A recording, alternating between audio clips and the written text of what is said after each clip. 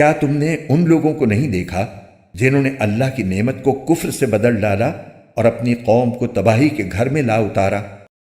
جس کا نام جہنم ہے، وہ اس میں جلیں گے اور وہ بہت برا ٹھکانہ ہے۔ اور انہوں نے اللہ کے ساتھ اس کی خدائی میں کچھ شریک بنا لیے تاکہ لوگوں کو اس کے راستے سے گمراہ کریں۔ ان سے کہو کہ تھوڑے سے مزے اڑا لو، کیونکہ آخر کار تمہیں جانا دوزخ ہی کی طرف ہے۔ میرے جو بندے ایمان لائے ہیں ان سے کہہ دو کہ وہ نماز قائم کریں، اور ہم نے ان کو جو رزق دیا ہے اس میں سے پوشیدہ طور پر بھی اور اعلانیہ بھی نیکی کے کاموں میں خرچ کریں،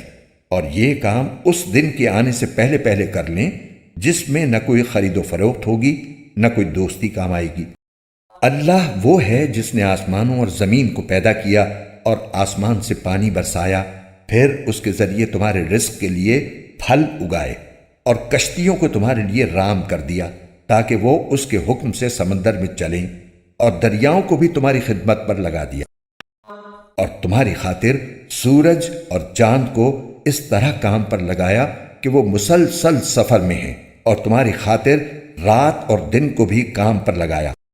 اور تم نے جو کچھ مانگا اس نے اس میں سے جو تمہارے لیے مناسب تھا تمہیں دیا، اور اگر تم اللہ کی نعمتوں کو شمار کرنے لگو تو شمار بھی نہیں کر سکتے۔ حقیقت یہ ہے کہ انسان بہت بے انصاف، بڑا ناشکرا ہے۔